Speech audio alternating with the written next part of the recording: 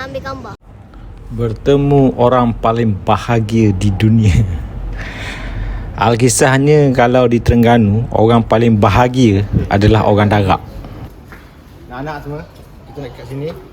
Kita akan ambil lalu orang Sentul Timur. Kita nak pergi ke ICC kan. So kita akan turun dekat Masjid Jamek.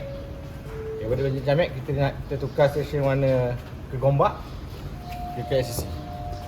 Okey, jelas. Jom. Bertemu orang paling bahagia di dunia. Alkisahnya kalau di Terengganu, orang paling bahagia adalah orang Darak. Kenapa orang Darak? Sebab orang Darak ni dia sangat-sangat teruja bila kita bawa dia ke sesuatu tempat yang mana mulut dia mungkin akan tenganga, alio mungkin akan meleleh kan. Orang tak pernah naik ke bas contohnya, tak pernah naik kapal terbang, tak pernah pergi hotel. Kalau kita bawa dia jadi Darak. Bila dia Darak, dia bahagia. Alhamdulillah untuk dia. Okey, kita nak pergi ke Laluan apa? Ke ICC. ICC warna merah. Warna merah ni. Kat situ merah. Aduh hai. Kat sini kita nak pergi. Ini. Wanda Iman. Sehala. Kita ambil. Lah mana. Tidur. Saya tak boleh. Atas saya boleh. 50 tak boleh. Boleh lah. Jadi bila sebagai bapa yang berada di Terengganu dan Pahang ni, anak-anak pun lahir di Terengganu dan Pahang, yang mana Terengganu ni tempat yang tak ada kereta api. Maka bila cuti sekolah je, saya suka bawa anak-anak pergi Kuala Lumpur dan ajak mereka naik LRT. Maka semua anak-anak akan jadi orang Darak lah. Sebab mereka akan kagum dengan pengangkutan yang tidak ada di Pantai Timur ni. Sebab pepatah mengatakan lagi Darak lagi bahagia, menganga mulut kekaguman dari dekat. Jadi sempena naik kereta api anak beranak ni, eloklah kita buat sedikit perkongsian tentang apakah maksud bahagia. Sebenarnya bahagia ni, kalau saya pernah tengok dokumentari orang putih kan dalam TED Talk, dalam TikTok ke apa, mereka mengatakan bahagia ni akan datang bila kita mengetahui maksud hidup kita. Bila hidup kita ada tujuan. Satu orang ibu yang ada anak, dia akan bahagia sebab dia ada tujuan nak membesarkan anak dia. Satu orang yang bekerja, diberi satu pangkat, dia akan bahagia bila dia ada kerja dia. Tapi adakah itu kebahagiaan hakiki kan? Satu orang ibu bila anak dia meninggal, macam mana? Satu orang yang bekerja bila dibuat syarikat, macam mana? Maka kita kena buat sedikit ulang kaji lah tentang maksud hidup. Kerana dengan maksud hidup yang benar sahaja, kita akan bahagia. Jadi anak-anak dalam kereta api ni ada tanya soalan lah kan? Ayah, wahai ayah, dari mana kita datang dan ke mana kita pergi? Dari sini ke Paka. Paka ni. Nanti sampai sini dari Jamek tukar. Okey. Lepas tu kita akan ke ICC. Jadi anak-anak dalam kereta api ni ada tanya soalan lah kan? Ayah, wahai ayah, dari mana kita datang dan ke mana kita pergi?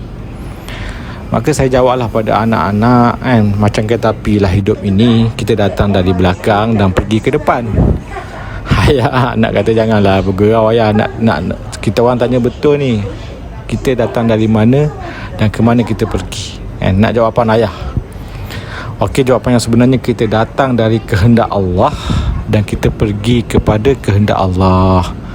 Saya ulang, kita datang dari kehendak Allah dan kita pergi kepada kehendak Allah. Allah Subhanahu Wa Taala Maha berkehendak. Dia yang berkehendak kita jadi manusia, lalu disempurnakan nikmat, iaitu kuasa berkehendak juga ada pada kita. Kita ni ada kuasa berkehendak. Kita boleh memilih. Yang mana bila kita boleh memilih, Allah bagi dua jalan, yang baik untuk didekati dan yang buruk untuk dijauhi. Jalan baik dan jalan jahat, jalan hak dan jalan batil. Jadi baik dengan jahat ni Allah yang tentukan, bukan manusia. Kadang hari ni kenapa manusia ni berbeza pendapat? Sebab mereka yang tentukan baik buruk kan. LGBT kata baik LGBT tu kan, sedangkan Allah Subhanahu Wa Taala larang kan. Jadi yang baik dan buruk ni biar Allah tentukan, kita follow kan. Bukan kehendak kita, kita ikut kehendak Allah, insya-Allah ada kejayaan. Yang mana akhirnya kehendak Allah lah yang menentukan syurga neraka berdasarkan kehendak kita di dunia ini. Faham tak? Yang mana secara mudah fahamnya, kehidupan kita ni ada 3 fasa: sebelum dilahirkan, semasa hidup dan selepas mati. Saya ulang, kehidupan kita ni ada 3 fasa: sebelum dilahirkan, semasa hidup dan selepas mati, iaitu sebelum, semasa dan selepas. Nak bagi mudah faham lagi, kehidupan sebelum hidup kan, alam roh, alam rahim, itu yang pertama. Yang kedua, kehidupan semasa hidup, iaitu bayi menjadi kanak-kanak, menjadi remaja, menjadi dewasa, menjadi tua. Itu tahap kedua. Dan tahap ketiga, kehidupan selepas hidup, yang mana berpindah tempat, alam barzah, alam kubur, alam mahsyar, alam sirat kan, syurga atau neraka. Jadi saya nak tanya, tahukah anda bahawa kehidupan pertama ada persamaan dengan kehidupan ketiga? Saya ulang, kehidupan pertama ada persamaan dengan kehidupan ketiga. Tahukah anda bahawa kehidupan sebelum hidup ada persamaan dengan kehidupan selepas hidup? Dan tahukah anda apakah persamaan itu? Persamaan antara kehidupan pertama dan ketiga adalah kita tak boleh buat pilihan. Hanya di tempat yang kedua saja kita boleh buat pilihan. Contoh, masa di alam roh atau alam rahim, kita langsung tak boleh isi borang nak jadi orang Islam ke, nak jadi orang Melayu, nak jadi orang Korea ke, nak jadi lelaki ke perempuan, nak jadi anak orang kaya, macam megah holding ke, nak lahir di hospital first class macam anak artis, nak lahir dengan tarikh susunan yang cantik kan. Semua tu tak boleh kan. Semua tu tak boleh buat pilihan. Allah dah takdirkan kita sebelum kita lahir ni, kita ni anak siapa, apa jantina kita, apa bangsa kita. Kita tak boleh buat pilihan. Kenapa? Kerana Allah yang maha berkehendak telah buat keputusan. Ni kita datang dari kehendak Allah. Allah dah buat keputusan siapa kita waktu dilahirkan, apa jantina kita, apa bangsa kita, kaya ke miskin, anak orang kaya ke anak miskin. Itu kehidupan sebelum kita lahir, Allah dah tetap. Kemudian bila kehidupan yang ketiga, kehidupan yang selepas kita mati pun sama, kita tak boleh buat pilihan di alam barzah, di akhirat di padang mahsyar. Kita tak boleh cakap, saya nak kembali ke dunia lah, dalam kubur saya nak jadi hantu, nak keluar jalan-jalan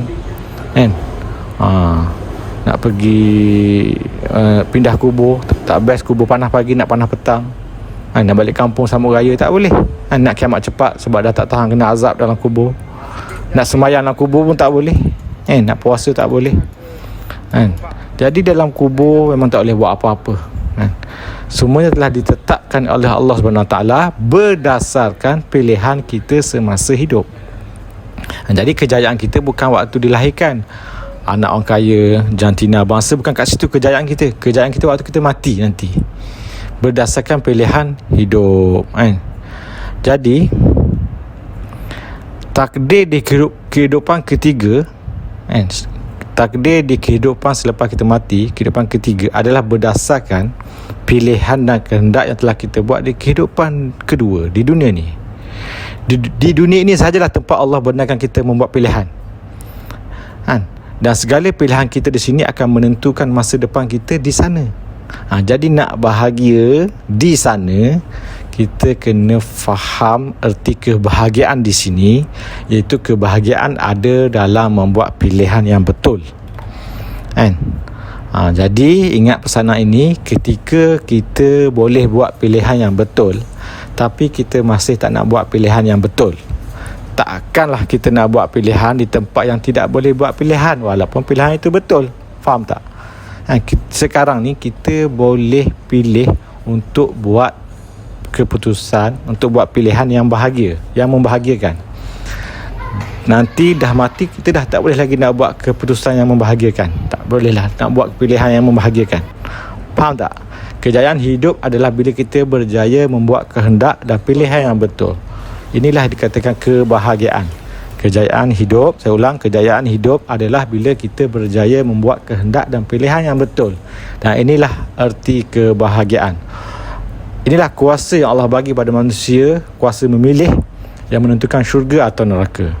Kita diberi dua perkara untuk memilih di antara dua perkara. Kita diberi akal, hati untuk memilih antara jalan kebaikan atau jalan kebinasaan. Binasalah kita jika kita mengikut dua perkara dalam memilih dua perkara, iaitu binasalah kita jika mengikut nafsu dan syaitan dalam memilih di antara jalan kebaikan atau jalan kebinasaan. Jika tak buat pilihan di antara dua jalan, iaitu jalan kebaikan atau jalan kejahatan, maka di akhirat kita akan berada di tempat yang tidak boleh buat pilihan lagi, iaitu neraka adalah satu tempat yang tidak boleh dibuat apa-apa pilihan lagi. Dekat syurga nanti Allah buka satu hijab baru, kita dah boleh dapat apa saja kita nak. Tapi sebelum ke syurga, pada mahsyar ke, kubur ke, neraka, na'udzubillah, tempat yang tidak boleh membuat pilihan. Rujuk Al-Quran surah Al-A'raf, ahli neraka meminta makanan dan minuman pada penghuni syurga, tidak dilayan. Ahli neraka minta pada penjaga neraka supaya diringankan siksaan walaupun hanya satu hari, tidak dilayan.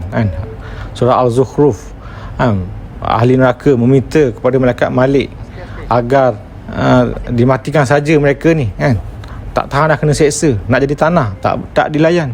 Meminta kepada Allah agar dikeluarkan dari neraka dan dikembalikan ke dunia untuk beramal soleh, surah Al-Mu'minun, atau surah As-Sajadah. Meminta supaya Allah melipat gandakan azab untuk para pemimpin dan ketua yang telah bawa mereka ke neraka, Yasin, pun ada pilihan macam tu pun tak dilayan. Surah Al-Mu'min, ahli neraka minta keluar dari neraka. Macam-macam tempat yang kita dah tak boleh nak buat pilihan, janganlah pergi. Kita pergilah ke tempat yang kita bebas buat pilihan, iaitu syurga yang abadi. Oleh sebab itu, duhai penonton yang budiman sekalian, di sana sungguh sudah tidak boleh buat pilihan. Maka menangislah wahai mata di sini, tempat boleh buat pilihan. Kerana menangis di sana walaupun keluar air mata darah tiada gunanya lagi. Tapi di dunia ini walaupun setitik mampu memadamkan api neraka yang bergejolak, insya-Allah. Itu hadis, dua mata yang tidak akan disentuh api neraka untuk selama-lamanya, yakni mata yang menangis kerana takut kepada Allah dan mata yang berjaga malam di jalan Allah. Jadi balik pada takdir, oleh kerana dunia ni adalah tempat yang kita boleh buat pilihan, maka sila pilih jalan yang betul, jalan kebahagiaan yang betul. Kerana ketika kita boleh buat pilihan yang betul, tapi kita masih tak nak buat pilihan yang betul, takkanlah kita nak buat pilihan di tempat yang tidak boleh buat pilihan walaupun pilihan itu betul. Maka pilihlah pilihan yang betul supaya tak payah nak diperbetul. Al-faham kaidah. Jadi balik pada atas kereta api, soalan ini, dari mana kita datang, ke mana kita pergi. Kita datang dari kehendak Allah, kita pergi pada kehendak Allah, dan maksud kita diciptakanlah untuk ibadah. Dan ibadah ni ada macam-macam, ibadah dalam keluarga, dalam kerja, dalam amal ibadat. Jadi kalau kita tanya pada orang bukan Islam, dia sedang naik kereta api, kamu tahu tak kenapa Tuhan hantar kita ke dunia? Kamu tahu tak dari mana kita datang dan ke mana kita pergi selepas mati? Maka ada orang bukan Islam, dia kata, saya tak pedulikan soalan kenapa saya di sini atau ke mana saya selepas mati. Saya hanya perlu menikmati kehidupan ini, makan sedap, bercinta, minum-minum, berkawan, enjoy, tengok sini sana. Itu saja cukup lah. Saya tak perlu peduli pun dari mana saya datang, ke mana saya pergi. Enjoy the life because life is short. Maka kita boleh bagi analogi lah. Bayangkan satu hari awak tertidur, tertidur lama dalam rumah. Bila terjaga, awak berada dalam kereta api. Tiba-tiba terjaga dalam kereta api bersama makanan yang enak dan lokasi tepi tingkap bersama pemandangan yang tidak pernah awak nampak, cantik. Soalan saya, apakah waktu tu apakah yang pertama kali terlintas di fikiran? Pasti orang bukan Islam tu akan jawab, saya akan bertanya, kenapa saya berada di sini? Saya tadi kat rumah, tiba-tiba ada dekat kereta api ni. Kenapa saya berada di sini? Macam mana saya boleh ada di sini? Dan apa lepas ni? Maka itulah jawapan yang betul, jawapan yang sangat tepat. Kerana hanya orang bodoh saja yang sedang tidur kat rumah, tiba-tiba terjaga kat kereta api, ada makanan sedap, ada pemandangan cantik, dia tak peduli dah kereta api tu nak ke mana dan kenapa dia kat situ. Dia makan je, dia enjoy je. Itulah perumpamaan pada orang bukan Islam yang tidak peduli, sedangkan dia tak tahu, mungkin dia telah dicolik oleh pengganas mungkin nak bunuh dia, maka pengganas tu bagi dia makan dulu, nanti sampai sana mungkin dia kena kerja buruh. Dan sebab tu kita hari ni jangan hanya terpegun melihat dunia, tapi carilah jawapan kepada soalan dari mana kita datang dan ke mana kita pergi dan apa tujuan kita di dunia ini. InsyaAllah siapa yang dapat jawab soalan ni, maka dialah orang yang paling bahagia di dunia dan di akhirat. Okey, so kereta api dah sampai, kereta api pun dah nak sampai. Kita jumpa lagi lain kali, InsyaAllah. Terima kasih sudi like dan subscribe. Woha. Bismillahirrahmanirrahim. Kita duk Kuala Lumpur ni. Daripada main korang tanya orang mana. Jadi hari ni kita bawa camping. Kalau korang tanya lagi dah lah. Daripada mana? Jadi kita Tepuk Terengganu. Wah.